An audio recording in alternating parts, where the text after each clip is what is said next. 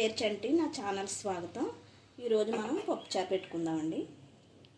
ఈ నీళ్ళు ఎక్కడే అంటే శనగపప్పు వంకాయ ఎగురు వండుకున్నాం కదా, దాని మీద శనగపప్పు మీద వాటర్ అనమాట. ఇవి పప్పుచారు ఎలా పెట్టుకోవాలో దానికి కావాల్సిన మెటీరియల్ ఇవి: ఉల్లిపాయ చెక్క, ఒక టమాటా, 2 పచ్చిమిరపకాయలు, ఒక వంకాయ, బెండకాయ ఉన్నా కూడా వేసుకోవచ్చు. దాంట్లో ఉప్పు, కారం, పసుపు.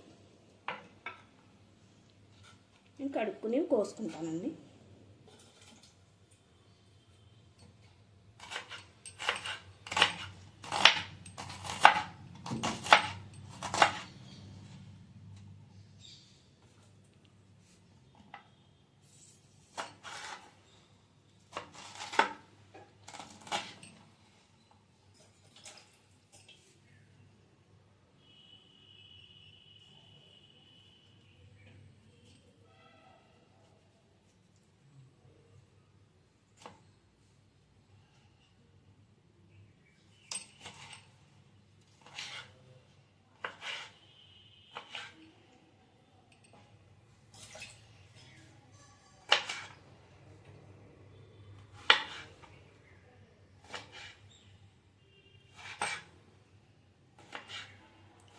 చిన్నగానే కోసుకుందాం.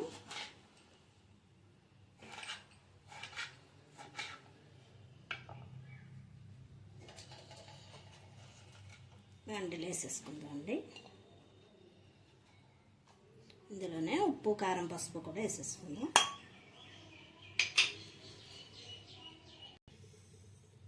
ముక్కలన్నీ వేసుకున్నాం కదండి, వాటర్ కూడా వేసుకుందాం. ముక్కలన్నీ ఉడికేదాకా వాటర్ వేసుకున్నాను. గ్యాస్ వెలిగించి గ్యాస్ మీద పెట్టేసుకుంటున్నానండి. ఇవి ఉడికి వరకు ఒక 5 నిమిషాలు ఉందాం.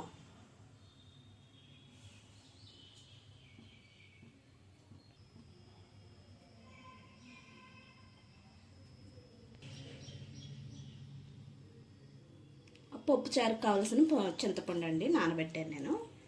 పులుపుకి తగ్గ మనం ఎంత పులుపు వేసుకుంటామో అంతా వేసుకుందాం. ఎందుకంటే ఒక్కొక్కరు పులుపు ఎక్కువ తింటారు, ఒక్కొక్కరు పులుపు తక్కువ తింటారు కాబట్టి.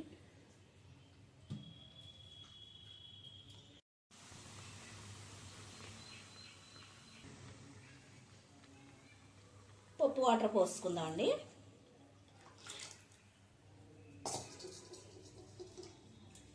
ఇప్పుడు చింతపండు కూడా పులుసు పోసుకుందాం. ఎక్కువ పోసుకోవద్దు, ఎందుకంటే టమాటా కూడా ఉంది కదా, చూసుకుని.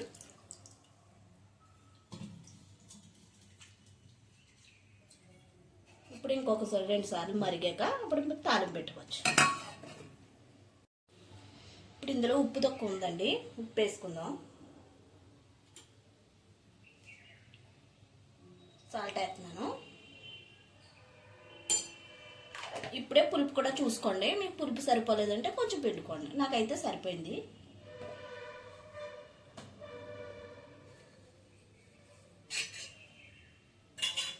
ఇప్పుడు పోపు సామానం చూపిస్తానండి.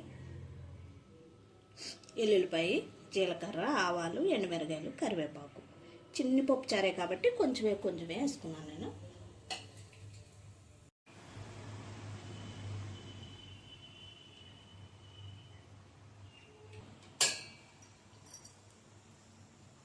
మరిగిపోయిందండి, దించేసుకుని తాలింపు పెట్టుకుందాం.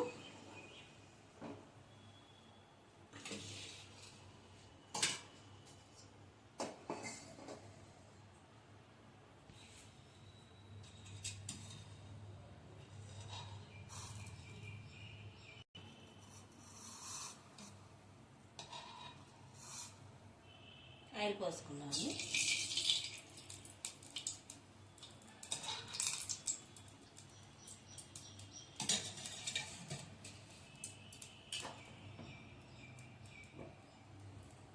ఎల్లుల్లిపాయలు వేసుకుందాం.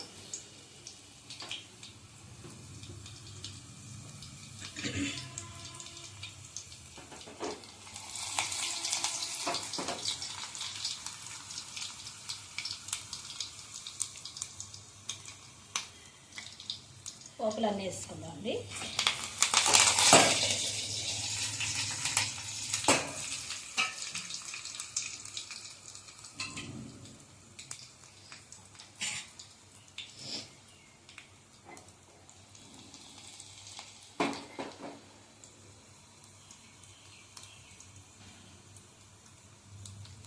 తీలిగింది కదా, గమ్మున వేగిపోతాయి. పోసుకుందామండి.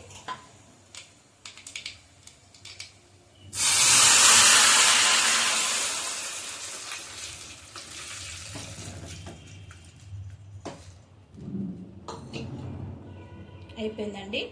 చిన్ని పప్పుచారు అనమాట. శనగపప్పు వండుకున్నప్పుడల్లా పై వాటర్ తీసుకుని ఎలా పెట్టుకోండి. గ్యాస్ కట్టేస్తానండి.